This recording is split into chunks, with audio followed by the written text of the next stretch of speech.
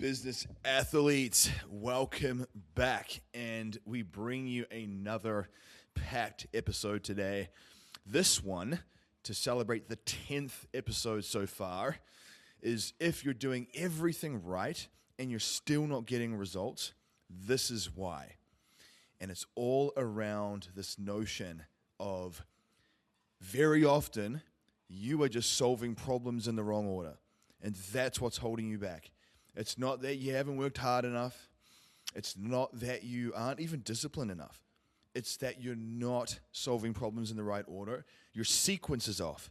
You have the pieces of the puzzle, but you just have them arranged in a way that is really holding you back. So what I'm going to do in this episode, because I was thinking to myself, what's a good way to symbolize the 10th episode?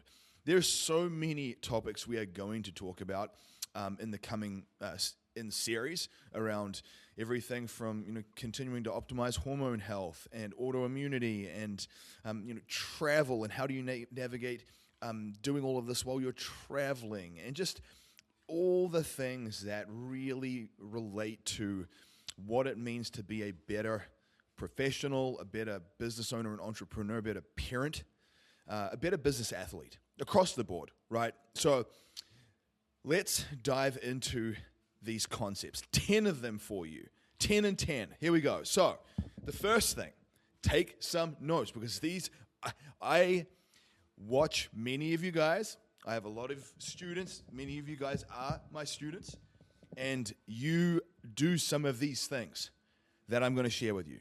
So the first thing is you focus on calories instead of physiology. You focus on calories instead of physiology. What does that mean? What does that mean?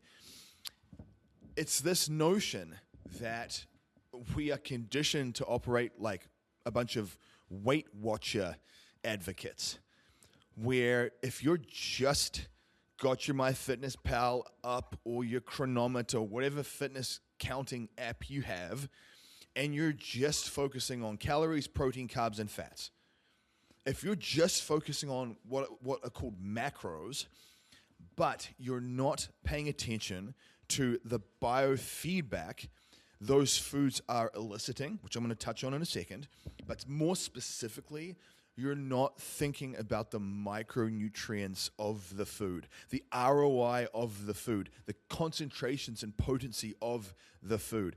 One of the things that I tell people constantly is that if you want to get lean and stay lean, you cannot just focus on your typical bro bodybuilding diet. I see people all the time post their meal prep and they're really proud of it, and I'm glad that people are doing that. That's definitely the first step. But when I see someone just post a bunch of chicken or tilapia or tofu, and then they've just got broccoli, sweet potato, and avocado, that's your classic bro meal. Again, much better than a processed junk food and stuff, much better than fast food, but it's very, very one-dimensional. I always say things like eat the rainbow. Where is your green, red, orange? Where is all your different micronutrients? Thinking about antioxidants, thinking about polyphenols, thinking about rotating your protein and your fat and your carbohydrate sources just to get a wider array of micronutrients. So the first thing you got to focus on is that if you're eating in a very simplistic way, sure, that's a start point. Start there. But you've got to play a high level game in that. And what I would say, that's also why if you see my macro bowl meals, I have about 10 different things in them. By the way, it takes me about 8 minutes to make mine. So I'm going to do an episode on macro bowl creation 101 because I think a lot of people see what I do and they're like, oh man, that looks like a lot of work. I'm telling you now, and I put money on this, that my meals, in many cases, I get them done faster than a lot of the food that you guys are eating. So if you're making a home-cooked dinner, I bet you, shoulder to shoulder, I would actually do mine faster than yours because I've got such a well-oiled process, and I'm going to show you what that looks like. But that's why I put so many different ingredients in mine, because I want to cast that drift net really wide. Why? Because when you are in a calorie deficit or when you're running on less calories to stay lean, the way you reduce the hunger and craving signals that your body will be getting is by making sure that you're checking off all its requirements. So all your daily recommended intakes of different micronutrients will play into how much energy you have, how many cravings you get. And those things drive a massive amount of someone's results. I mean, if you feel exhausted and burned out and you need to take naps and you're getting brain fog and you're getting a ton of craving signals for chocolate and Pringles and things, it's really, really hard to stick to a process long term and maintain it. So the first thing I need you to realize is, yes, counting calories and macros is useful. You can't just eat a bunch of healthy food and not track your calories or portions and expect to get good results either. You know, some people, what they'll do is they'll have all this healthy food on their plate, but they might add a whole freaking avocado in there. You know, it's like 600 or 700 calorie bomb of fats. There's nothing wrong with avocado per se, but if you're just pile driving big portions of healthy food, you will still gain body fat, period. You're sure, like your inflammation will be lower. You're going to have slightly better blood work, but you're still going to look fat, which is not the goal. So the first thing is, yes, calories and macros, protein, carbs, and fats is one part of that equation. But to counterbalance the other part of the equation, we need micronutrients. And like I said, you've got to pay attention to your physiology. You know, are you getting cravings? Are you getting noticeable digestive issues, bloating, gas, discomfort, constipation, diarrhea? Are you noticing that you're getting acne or skin irritations, eczema, psoriasis? Have you noticed that your hair is thinning? What does your complexion look like? Do you sort of have dark circles around your eyes? Are you holding a lot of water retention? Do you feel puffy? Right? So these things, how is your sleep? How is your libido? How is your mood through the day? How is your anxiety? Do you find that you're getting energy crashes through the day? These are physiological cues that most people ignore. And all they try and do is they try to supplement and medicate their way out of that position. So if your energy is really low, one of the worst things that you can do is just add in more caffeine or more stimulants or more peptides. I've seen people that are high-level business owners, and they don't walk. They don't get their step count in every day. They're getting 5,000 steps a day. They're not getting outside in the sun. They're throwing in a little bit of alcohol. They're just eating. They're eating mindlessly. They're not being intentional with the macro breakdown. They're not being intentional with their step count through the day. And because of that, you cannot peptide or caffeine your way to looking like a Greek god. I'm sorry. It's not going to happen. And if it does, you probably did it in your 20s. And if you try and do it now in your 40s, you will more than likely have a heart attack or stroke. And that's some of you guys. So you've got to take that on the chin and recognize that you can't just bulldoze your way to great results and stay there.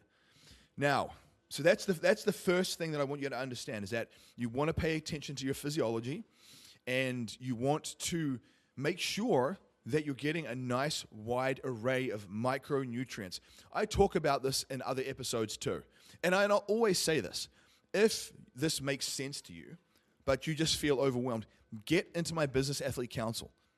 Stop sitting on the sidelines and stop procrastinating. I had a conversation the other day, and someone was like, oh man, I'll really be excited when I can finally do this. You know, I've just got to make sure I get a few things lined up first. And I said, that's the wrong way to think about this, bro. See, the thing is you'll just be like everyone else, where you're just waiting in the waiting place like Dr. Seuss forever. The thing I've realized in this life, guys, is you have to be willing to leap first. You have to be willing to take the action first and then build the bridges you cross it.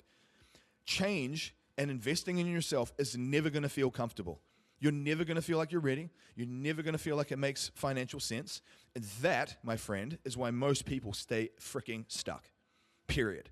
I've spent hundreds of thousands of dollars on mentors, and I absolutely am thankful that I had the courage to do that. Now, I'm not telling you to go out and do to the magnitude that I have, but rather than thinking to yourself, oh man, $500, I don't know, think of the ROI of you dialing your life in and being an absolute epic business athlete, walking billboard savage for your business, for your family, for your spouse, for your kids, and most of all for you and like the future version of your dreams, right? Like, don't discount that. So that's the first one. Just remember, fat loss isn't a calculated problem. It's a physiology problem. So you can't just count the numbers and be like, does not compute. I'm meant to be eating 2,200 calories, but I'm not losing weight. You got to remember that your basal metabolic rate is a very, very nuanced thing. The things that will dictate how many calories you burn is your hormonal patterns, your thyroid metabolism, your insulin sensitivity. Again, that's why getting blood work done is useful. But it's not just this simple, clear-cut, number-crunching, numbers in, numbers out thing. There is a degree of nuance and testing and refinement that comes with this. So number 2, this is a big one. You ignore digestion and absorption. So you're just thinking in terms of calories and macros, and maybe now you're thinking about micronutrients. So you're just focusing on, okay, I'm going to follow the macro bowl concept. I'm going to make sure I'm eating blueberries. I'm going to get a good, nice, clean protein powder, and post-workout I'll add some Ceylon cinnamon in there as well. But you're not thinking about your ability to absorb all that stuff. Absorption is the epicenter of change. And in fact, episode 9 is all on absorption. People say you are what you eat. That's partly true. You are what you absorb. And I actually came from a place where my digestion was not very good. In general, my physiology is very sensitive. And that's partly why I become so obsessed with health, because I thought to myself, I have to solve this. I cannot keep going the way that I feel. My blood work wasn't good, even though I kind of looked in shape. So I kind of looked okay, but my blood work wasn't good. High cholesterol, high fasting blood glucose levels, low testosterone, all the things. And so the reason why I say this is because those things, in part, get affected by your ability to absorb food. So it's not just as it relates to absorption, but if your digestion is really kicking off and you're getting bloated and you're feeling really gassy and just not good, it's really hard to stick with a process long term, right? I mean, you'll lose motivation quickly if you're getting really negative digestive issues. And even if they're not really negative, if they're just enough to kind of throw you off, you won't move as much. You definitely won't want to train if you're feeling bloated. You're not going to want to be intimate with your partner. You just won't feel good, right? And so I think that one of the key things you must focus on right out of the gate is what is going on with my gut. So ideally, you want to run a food sensitivity panel. Just see what you're reactive to. Just to see what you're reactive to start with. And pay attention to your biofeedback around food. Do you notice you're getting bloating and issues at certain times of the day? Do you get bloating and issues around certain types of foods? Some of the common ones are gluten, dairy. In some cases, for some people, it's soy. But it's usually dairy and gluten are some of the big triggers for people. Now, there are other nuanced hidden things. Things like MSG and some of the seasonings and sauces. So you might get a frozen meal that's kind of easy to convenient, but it's got a lot of MSG or some type of chemical in the condiments and flavoring that kicks off your digestion. So you got to realize that your ability to enhance absorption is really, really important. So go listen to episode 9, because I talked about how you're not just optimizing your gut health, you're optimizing your mouth health, your oral microbiome first, all the way down to your intestine and stomach. And that's why I'm able to perform at the level I do. A lot of people, I don't know if you realize this, but it's not easy when you're in your 40s and onwards to get very lean and hold muscle mass and be quite strong and not get sick all the time. Usually one of those, it's like a 3-legged stool. Usually one of those things will break. So you might find that you can be strong, but you won't be as lean. Or you might find that you are lean, but you're not as strong, or you get more sick more often. So I say this because most people don't realize that the result I've achieved personally is actually quite nuanced. I don't see a lot of practitioners in my field that achieve what I do. They might be as lean or even bigger than me, but they're not strong, or they get sick a lot. They don't have all of those things locked away. And so I say this because that ties back to absorption. because my absorption levels are very high, I'm able to eat less calories, but extract all the micronutrients out of them, like a very high extraction rate. And so what that means is I don't need as many calories to optimize my chemistry, which is how I'm able to stay leaner without dying. Also, because I'm extracting all these micronutrients, the craving and hunger signals go down, because if you get a craving signal, often it's your body trying to communicate to you that it needs something. For example, women might crave chocolate during certain points in their menstrual cycle. That can be magnesium and or iron loss through their menstrual cycle. And so I would say that that's a good example. Or another one is if you are training and you sweated a lot while you trained, and then you start craving salty food, Pringles or chips or something. You're not craving Pringles. You need more sodium. You're craving the sodium. So your body is very good at knowing, okay, we're low on magnesium. Let's send a signal for chocolate. We're low on sodium. Let's kick off a signal for something salty, right? So, and the only challenge, though, is most people don't understand how to interpret that language. And so that's where they start snacking on the wrong thing. So all this to say, when you are very strategic and intentional with adding the right micronutrients into your diet, you don't get that craving signal in the first place. I don't get cravings at this point anymore. I would have to be doing something significantly wrong to start getting a bunch of craving signals. So I say this because this is something that you can engineer and create. I mean that. You really can. So absorption is key, and you've got to make sure that you are trying to reduce down gut inflammation as much as humanly possible. Because the thing to remember is that if you're getting gut inflammation, more than likely you have some brain and vascular inflammation too. Inflammation in the body is not just localized to one system. That's what I always tell people. And what do you think inflammation in your brain looks like? Inflammation in your brain looks like anxiety. It looks like a low mood. It looks like you not feeling very happy. That's what inflammation in your brain is. And inflammation in your vascular system looks like a heart attack or stroke. It looks like calcification and arterial plaque buildup, which is obviously not good, especially for men as we age, and or women that have gone through menopause. For the women that have gone through menopause, it can be a real issue with the heart health.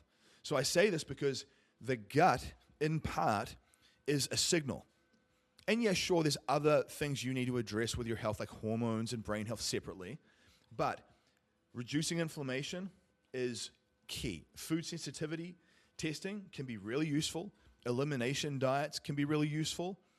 And listening to episode 9 of the podcast where I did a deep dive on gut health is probably pretty useful. So go and check that out as well. Now, number 3. I would actually say that in many ways, this one is probably one of the worst ones.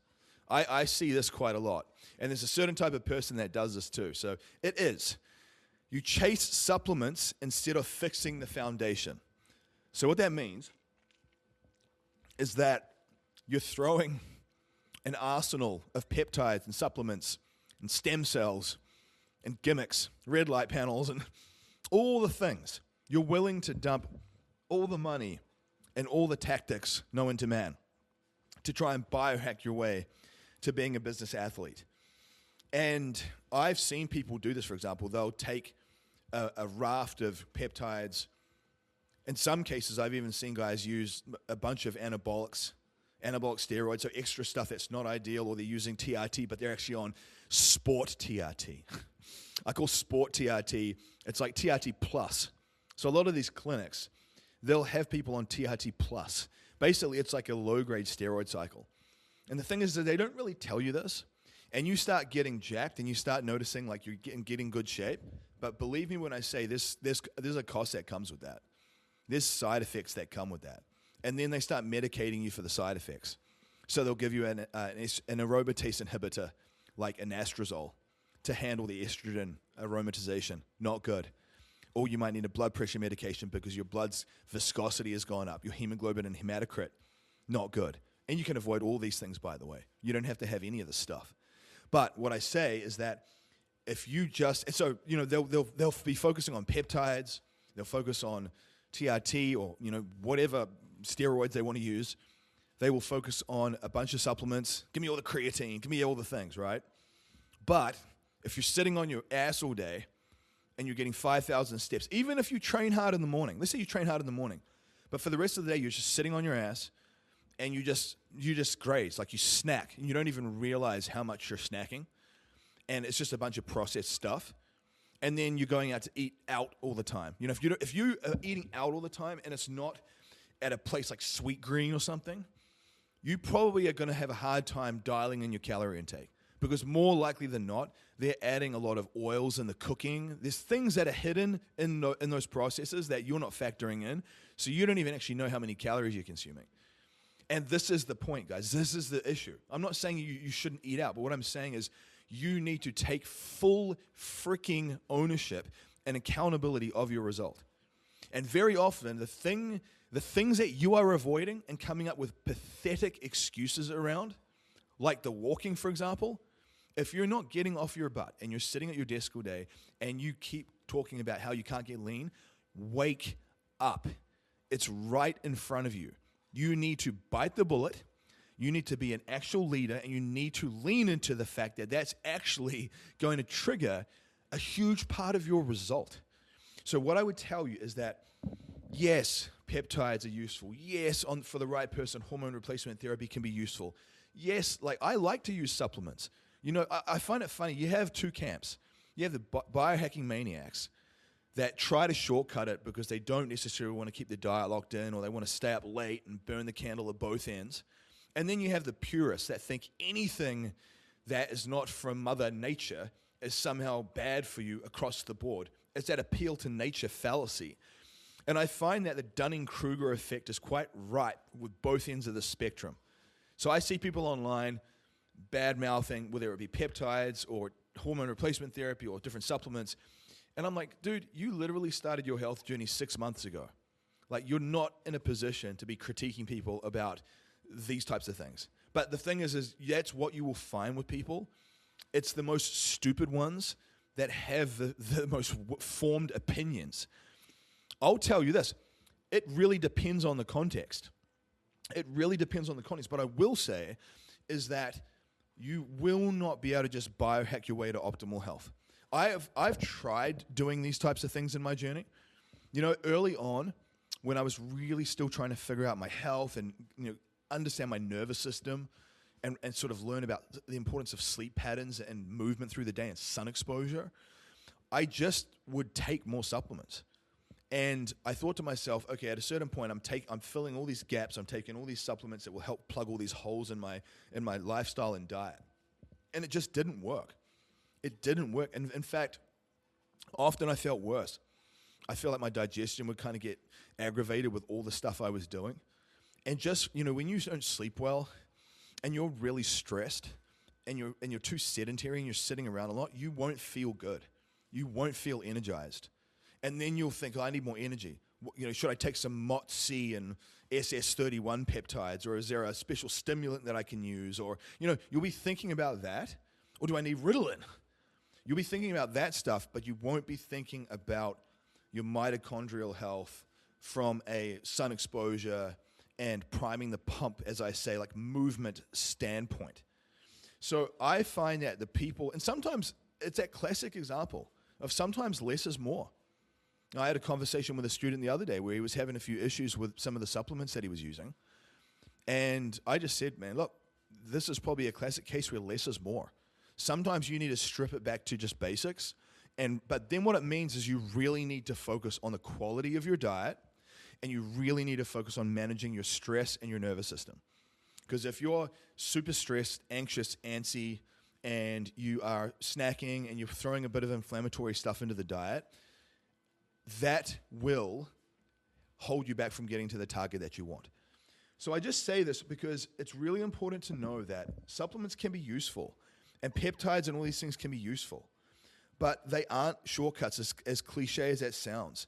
And I would say that the key areas that you need to focus on is definitely movement, so your step count, and light, sunlight, not just light through the window, but outdoor time and outdoor light, and sleep and hydration, those pillars. So hydration, about half an ounce of spring water per pound of target body weight.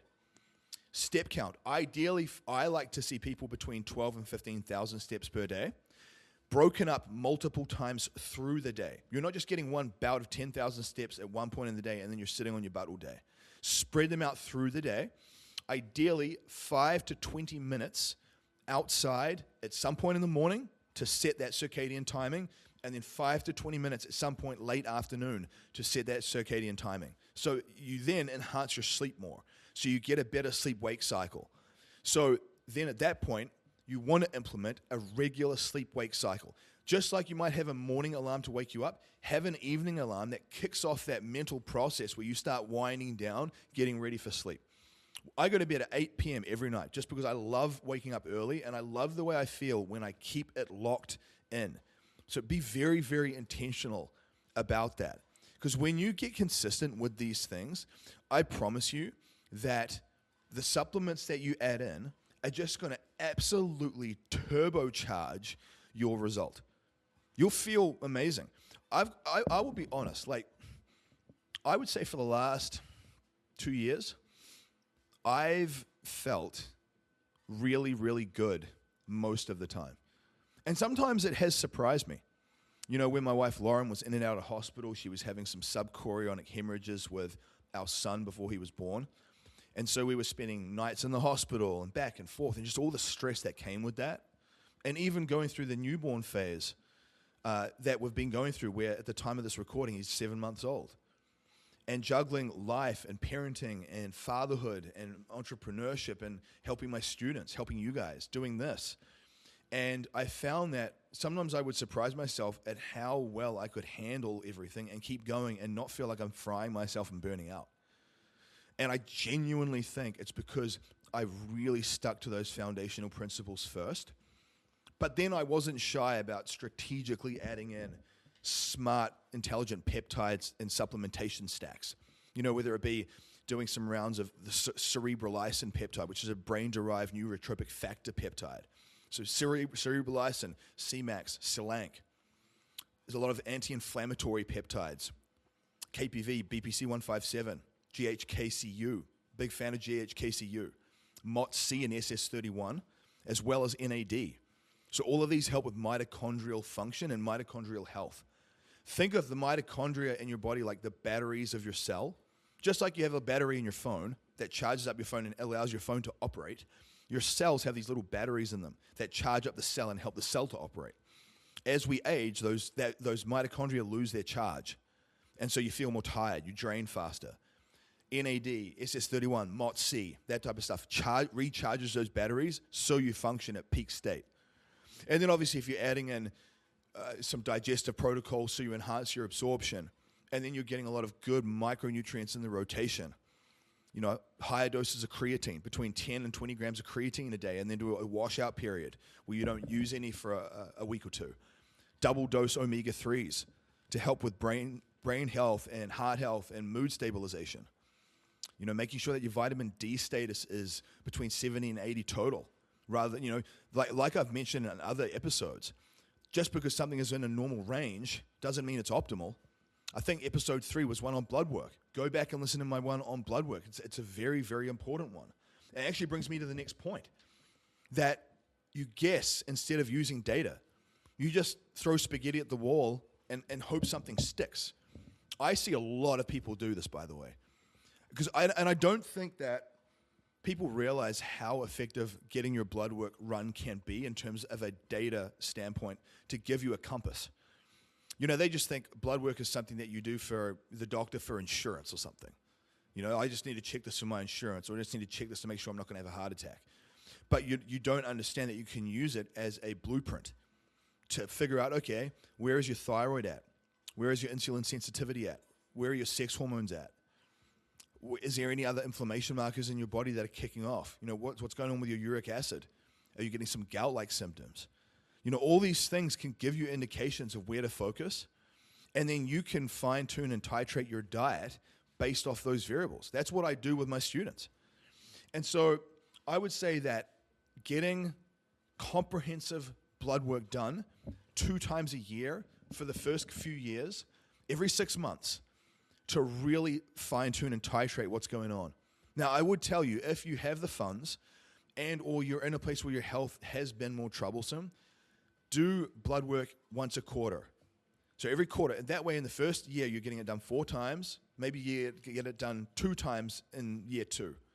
But the more frequent you can get it, the more adjustments that you can make.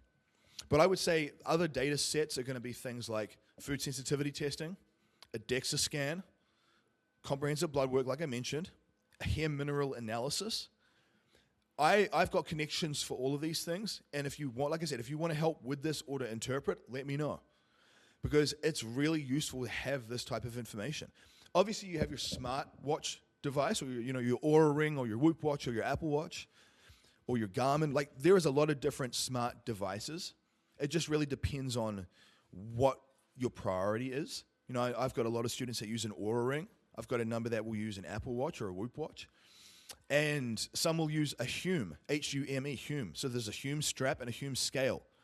Now, I will say it is worth getting a DEXA scan or an in-body scan done, because if you're just focusing on scale weight, that's a really bad form of long-term progress as a metric. Yeah, sure, if you're 400 pounds and you need to clearly lose 150 pounds, it can be useful to know your scale weight. But for most people, at a certain point, weight on the scale becomes a prison.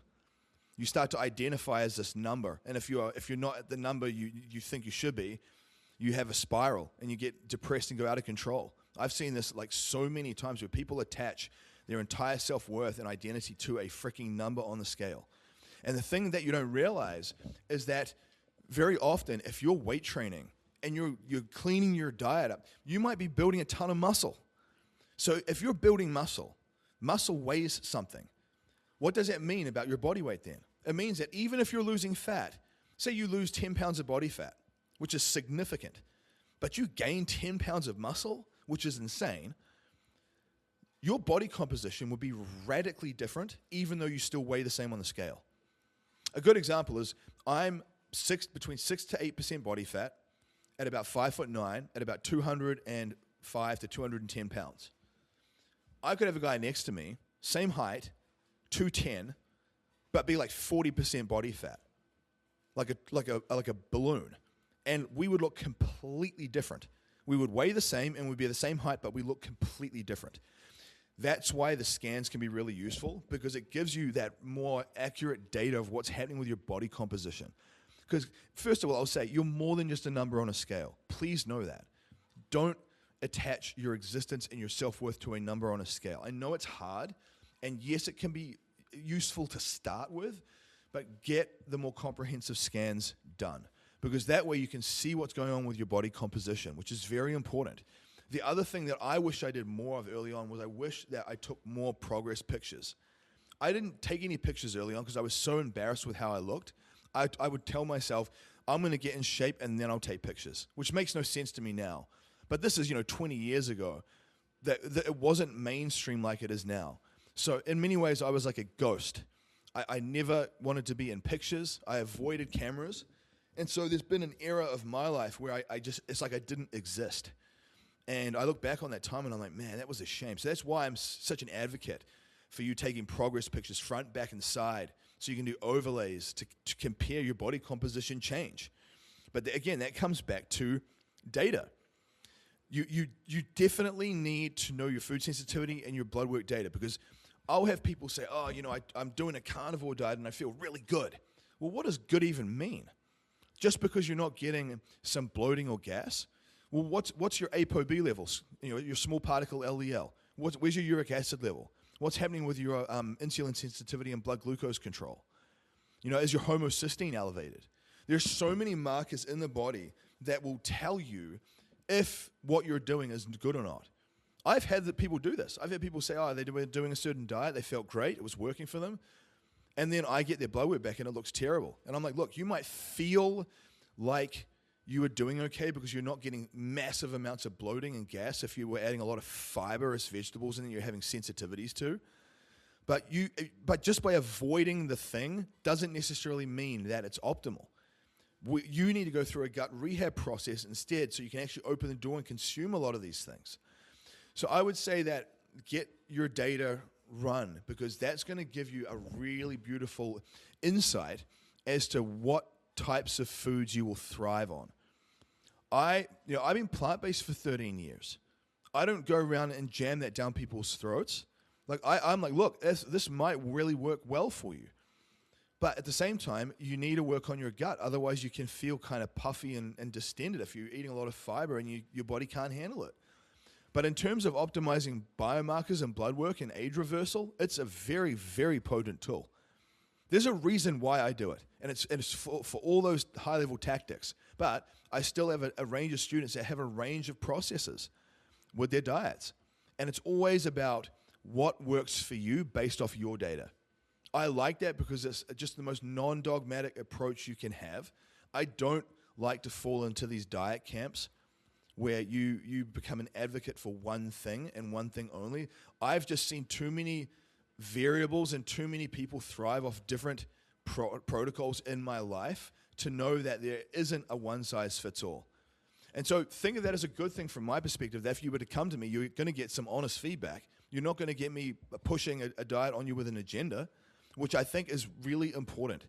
So again, blood work, food sensitivity, hair mineral analysis, a body scan, using your smartwatch data, looking at your REM and deep sleep, looking at your resting heart rate, looking at your heart rate variability.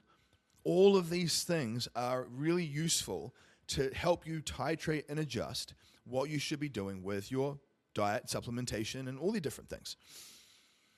The next part, they don't regulate their nervous system well. What does that even mean, huh?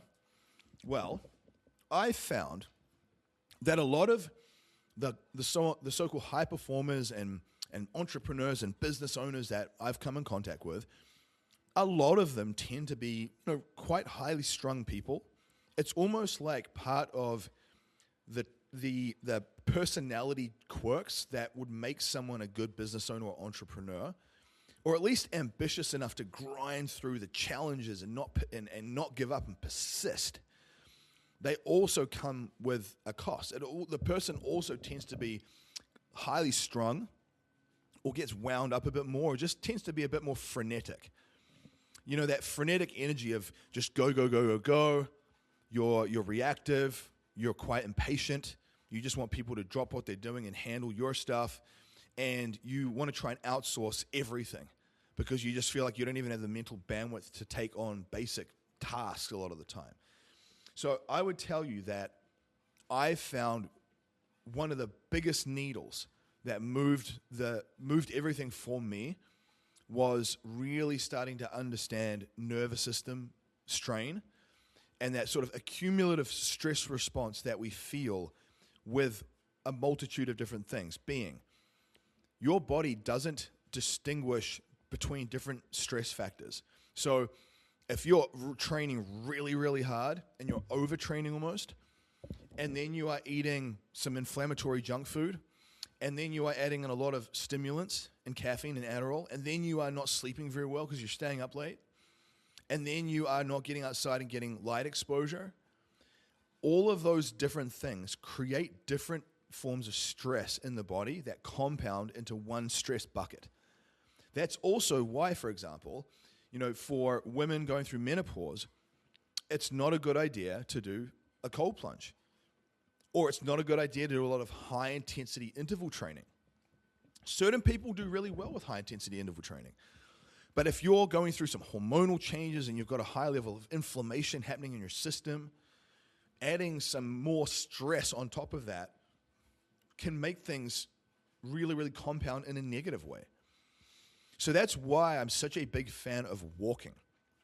See, I do a little bit of zone 2 and high-intensity training, like just a little bit, just to get exposed to those thresholds to help improve VO2 max and bolster heart health. But I tell people often, with my Anomaly Project 6-week course, the foundational principles here are obvious. I'm training large muscle groups 2 times a week.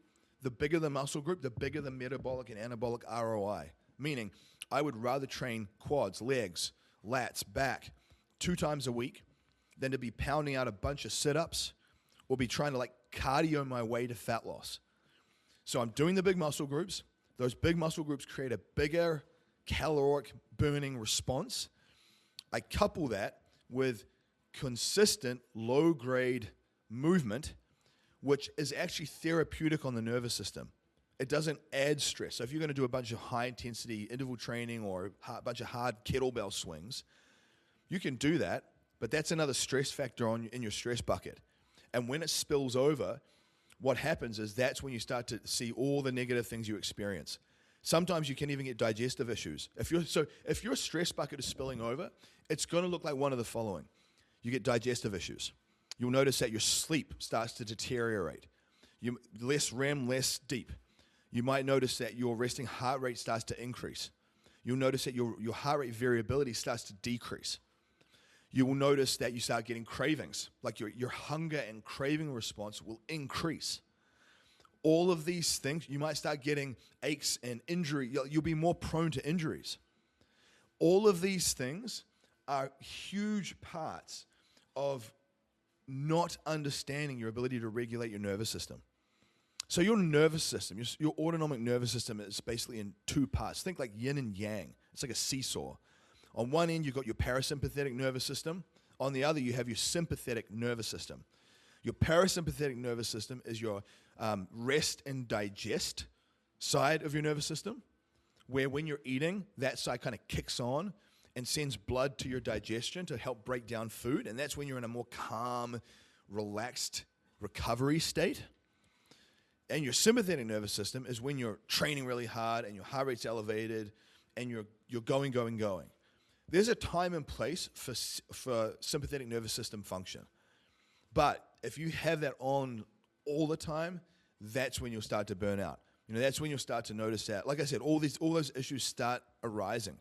Another one is even like hair loss.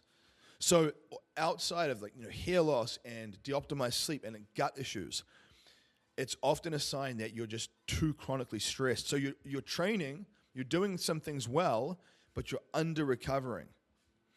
And I will tell you, this is the greatest challenge that I think most people will face in their life, especially if you're an entrepreneur or you're walking an ambitious path in your life. Because, and I see this with many people. Every day they're constantly complaining and whining about stress factors in their life. They're constantly focusing on them, and they're not actually being very constructive about reframing them or finding ways to manage them well. It's just constant rambling and complaining and being an energy vampire to the people around them by just emotionally dumping on them every day. Are you an emotional dumper? Do you just constantly talk to people about your problems? That in and of itself is a stress response. And so sometimes your digestive issue or your sleep issue isn't even a food sensitivity issue. It's none of those things. Sometimes it is. Very often it is. But sometimes it's you being very poorly managed with your nervous system. You're not setting boundaries. So I'll give you a woo-woo tactic that's not necessarily blood work related or a supplement. You need to learn how to set better boundaries with everyone around you. I used to respond to people at the drop of a hat. I was like, I've got to reply really quickly, customer service. And people would message me. I'd get the push notifications. I'd stop what I was doing and I'd reply with a really good, thoughtful message. And then they think, oh, good, he's replying. So then they respond back fast. And then I respond back again. And then at a certain point, I get busy or I just feel tired and burned out. I'm like, I need to take a break. Then they send me a question mark. Hey, man, can you get back to me on this? Because now I've conditioned them to think that I'm just going to drop everything I'm doing and that I'm always there 24/7. Why is that not useful? Because you create a level of codependency where people are just completely mindless. They don't learn how to solve problems themselves. They don't learn how to navigate challenges without you. So if at any point they stop the coaching, their results just implode and they go back to square one. I don't coach people for that reason. I don't coach you so you can come and get amazing results, and then as soon as you leave and go out there in the world and go on with your life, you lose the result because you were completely reliant on me. That's not what a moral practitioner should be doing. What I want to do is I want to cultivate your level of autonomy and competency. So I will turn off all the push notifications to my phone. I get 0 push notifications. In the morning, I often don't even check my email or text messages till, say, like 9 or 10 a.m. 9 or 10 a.m. And I will not check my Facebook messages right away. I don't do any of that stuff. And what I do instead is I sharpen my axe. I put my oxygen mask on first. I make sure that my learning and my education and my movement and my systems and processes have been locked in sufficiently to elevate my state where I feel energized and clear and ambitious and good.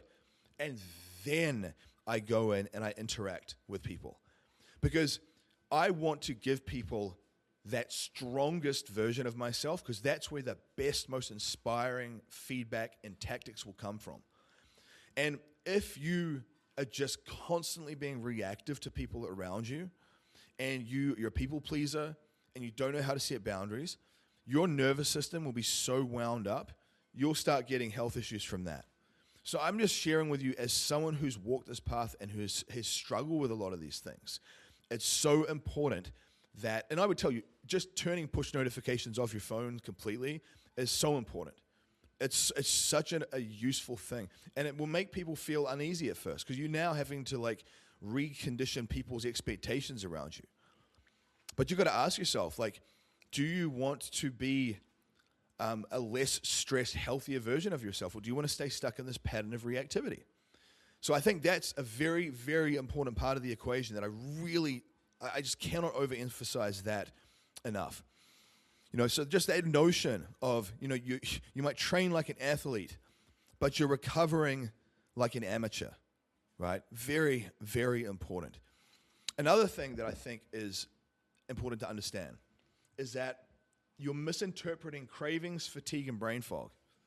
So this kind of ties into some of the biofeedback stuff that I touched on, where I've seen this quite a lot, where people think they have ADHD, or they kind of diagnose themselves with something, and then what they do is they start to then try to sort of troubleshoot and quote-unquote medicate that issue, when in fact, very often, it's not what they think it is. So I'll give you some examples. So you might find that you are getting tired after you eat. You might find that you eat, you're getting tired, and you start to crash, and you need to take a nap, right? Now, there's a couple of different things that this could be. And your job is to sort of battle test and troubleshoot what it could be. So the first thing is, are you experiencing some hormonal deoptimization? If you're a woman going through menopause, or you're a guy basically sort of in this downhill andropause state where you're losing testosterone, that can have a massive effect on your energy levels. And so you might be doing everything right with your diet, but your hormonal status is not good, and that's what's kicking off that lethargy and that tiredness. So that's the first thing. The next thing it could be is insulin sensitivity and resistance. Maybe you are quite insulin resistant. I would say 8 out of 10 people have some degree of insulin resistance because their diet's a bit too processed, a bit too crappy, and they really need to dial it in. I'm going to do a whole episode on insulin resistance too, because I think this is a very useful set of tactics when it comes to optimizing your body composition and performance. But for example, you might think that the issue's hormonal, but you're actually insulin resistant. And so you need to make sure that you play with the types of carbohydrates you're consuming and the timing of those carbohydrates. You need to play with the macronutrients of your diet. Maybe you need to add some extra microgreens or some other fibrous vegetable into a meal that helps slow down that blood glucose spike in your body.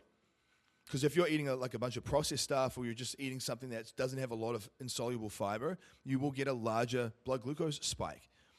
And so that could be very well contributing to why you don't feel good. You might think you have ADHD. This is a common one. You might think you have ADHD. I can't concentrate. And you think you need Ritalin. But in actuality, you have insulin resistance. And that's part of the problem. So if you improve your insulin sensitivity, by the way, walking is one of the best levers for this. I'm literally doing it right now while I record this podcast. And I've had people do this. I've had people think they're ADHD, go to the doctor, get a prescription for it, and all it does is arouse their nervous system and redline their nervous system even more. Because now they're already kind of a manic person, and now they're adding a stimulant on top of that. That's not ideal. Or alternatively, another common one is you might be getting some anxiety. You're not feeling very good, and you don't realize that it's a food sensitivity. So you're thinking like, I need to go to therapy, or, there's something wrong with my brain. I need to go see my psychiatrist. When in fact, you need to go get a food sensitivity test done. So what I'm saying here is like your body does its best to communicate to you what's going on, but most people are not good at understanding the language. And so because of that, they're just throwing spaghetti at the wall to see what sticks. Now, another one, I've already got a couple more to go, but another one is you don't have good habit loops and systems that actually help facilitate a high level of consistency. Episode 7, I believe, is all on habit loops and habit stacks. Go listen to that, because I don't want to go into too much detail on that in this one, but I got a number of responses and messages from people talking about how useful that episode was. Because I'm a creature of habit, and I've got a lot of well-oiled habit stacks that I've battle-tested to death, and they work very, very well. Because think about this. Imagine if you were going to mow lawns as a profession, and you could either use a push mower or you could get a ride-on mower, and you just decide you just want to stick with the push mower. You can do it. You're still going to get the grass cut, but it's going to take 5 times as long. That's what most people do when it comes to their daily routines, habits, and rituals. A couple of great examples is if I've got an injury or I'm trying to do like a rehab or a prehab exercise, so most people will just dedicate 10, 20, 30 minutes to do rehab work, and they won't be consistent with it because it's not enjoyable. And because it's already on top of your workouts, you're just going to get overwhelmed and burn out. So most people don't do a lot of the rehab crap that physical therapists give them. What I do instead is in between my rest periods, between my working sets, I add the rehab drill into my rest period. So now I'm doing my proper working set, and right away I'm going into my rehab drill. You can get so consistent simply by doing something like that. Another one, for example, is if you just hit and miss with your main meals. When you make your dinner meal, all you want to do is make a double portion. One portion goes on your dinner plate, the other portion goes in glassware or Tupperware, and that's your lunch the next day. So you're stacking these two things together. Very often when I'm making dinner, I've got a whole process where I will stack using my supplements with my dinner meal, and while I'm taking my supplements, I'll put aside my morning supplements.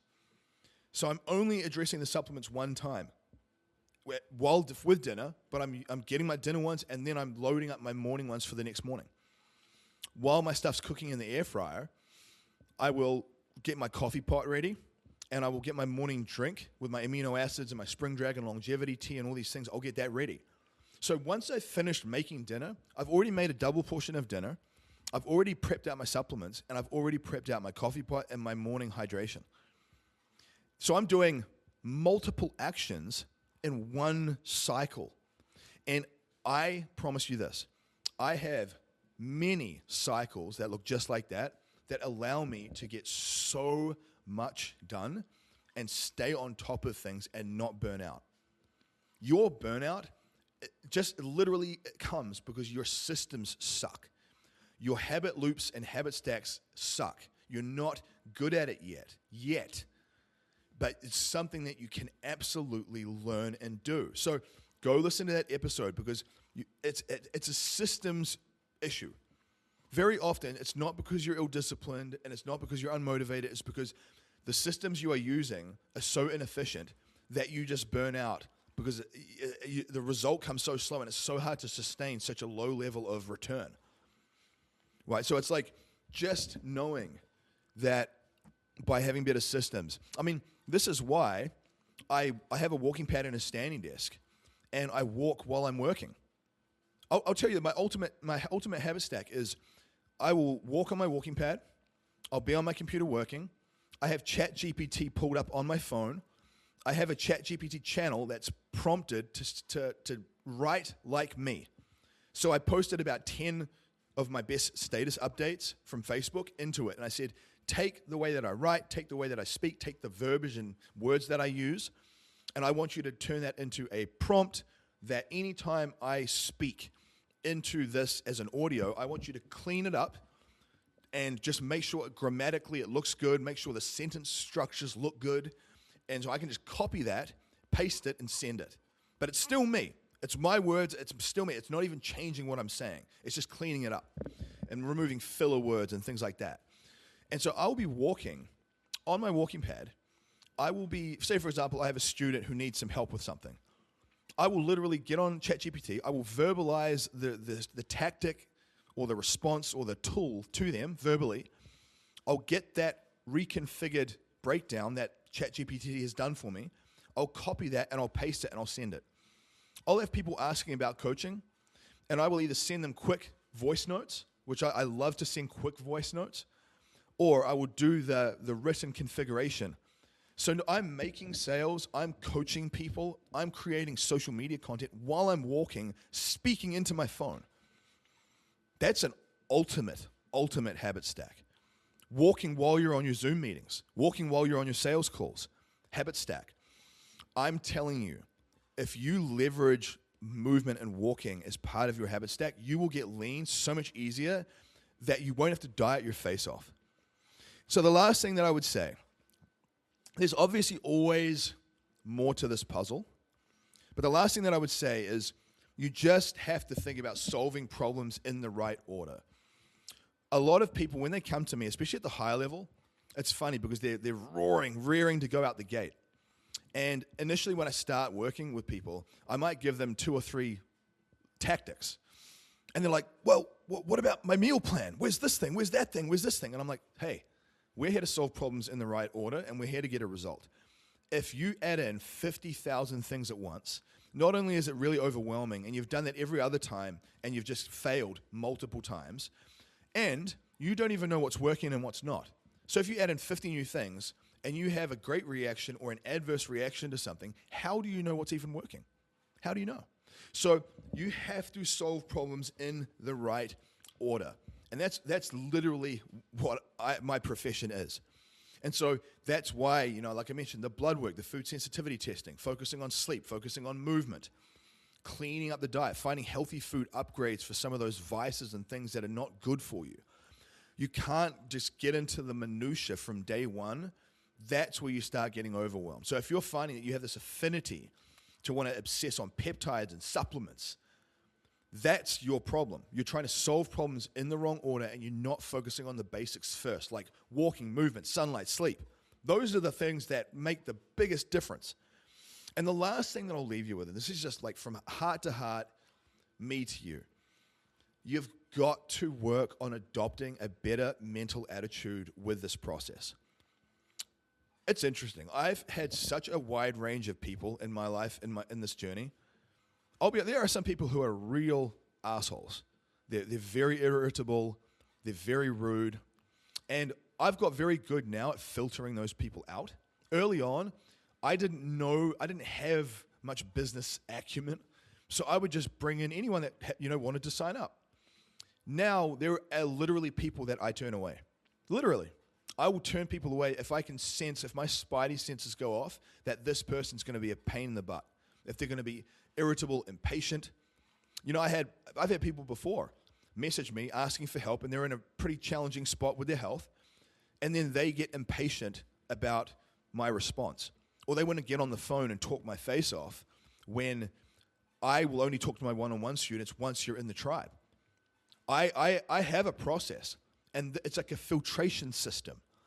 And when people get cranky about that, I'm like, look, you're just not a good fit. Because if you're already not a good fit now, you definitely won't be a good fit under pressure and stress when we really start stress testing your life. And so you've got to realize that your ability to reframe your challenges and find the wisdom and the gold in a painful experience and get up every day and start again, even when it's hard, and stop putting things off and procrastinating. Think, let me do this next month when things are a bit less busy. Start in the storm. Start in the storm. I always say this is how you raise your baseline. When you start, when things are challenging, you raise your level of competency. So anytime you face adversity in your life, you know what to do because you've been here before and you've overcome it. Whereas if you wait till you're less busy or you wait till all the stars are aligned, what's going to happen when you go through a stressful winter again in your life? You're going to get smashed. And that's what most people do. Most people focus on the negative stuff. They just complain about the situation. I do not tolerate people just whining and complaining about the situation. You can share your challenges, but you better come with a reframe and a positive aspect of it and a nugget of wisdom. Like, what are you going to do about it? Otherwise, I will not even acknowledge what you're saying. I've done this with students before where they'll bring like an issue and I won't even respond to that. I'm like, look, I'm not going to allocate a word count to that part of our conversation until you start to reframe what you're doing. People might sometimes think I'm rude or abrupt, but I've realized that when you're in the trenches of change with someone, you're digging through years and decades of emotional scarring and baggage and their dark side and the things they hide from the world, their addictions and their aggression and their pain. This is not just a macro calorie spreadsheet and getting abs. It's like a full blown transformation inside out. And I promise you, you get around positive people. Every day you post a gratitude post in the group. You constantly ask yourself, where is the lesson in this? Where is the reframe in this? How can I be a little bit better? What's the next best step? If you're feeling overwhelmed, what's the next best thing you can do, even if it feels small and insignificant? And focus on that. And ask yourself, would you want to hang out with you? Would you want to date you? Because if you wouldn't want to hang out with you, what is that telling you? Like if you're a mopey, whiner, negative Nancy, would you want to hang out with you? Do you inspire you? And sometimes that feedback can be hard to hear, but take it and use it. I came from a place where I was a hot mess. Everything all the things I could have done wrong, I've done wrong. And the people that I see get the best results long term, they're not the ones that are necessarily the most genetically gifted. They are the ones that have the best positive, constructive attitude to the adversity they face. And it's a practice. And sure, some of you might be more out of practice than others, but it's absolutely something that you can master. I genuinely mean that. So whatever you do, whether you come to me or you go to someone else or you just continue to figure it out yourself, you've got to adopt that reframed, ambitious, positive attitude as much as you can. Because what you focus on expands, and very often your outside world is a reflection, a mirror of your internal state. So if you can recognize that and know that's something you can change, you get all the power back, and that's when change starts to happen. So this is where I would focus for you guys. This is where I would begin. Like I mentioned, if you want some help, reach out. But have some type of system, have some type of plan. The best thing you can do with any of these episodes, first of all, share them for me. Help me. If I drop years and years of wisdom like I am in these episodes, please share them and talk about them and let people know about this. Put that good out there into the world and take 1 to 3 nuggets, 1 to 3 tools, 1 to 3 suggestions that I said in each episode and apply them to your life. You do that, and you will have a monumental shift in 2026. I mean that, and I want that for you. Because the world needs more business athletes. The world needs more high-level, ambitious, healthy people with their life together. We live in such a reactive world where everyone wants to blame the other side and be these weak victims and sissies. I need you to be a leader. I need you to step up to the plate, take full ownership of your life, be a lighthouse, be a shining example to everyone around you as to what's possible. Because it starts with you. The problems we face in the world and society is because no one wanted to take responsibility for nothing. So it starts with us from a grassroots level. And I know that you get it, otherwise you would not be here listening to me 1 hour and 5 minutes into this episode. So go out there today, be that example, be that lighthouse, embody what it means to hold yourself to higher standards, because that is where you'll find the beauty in this life.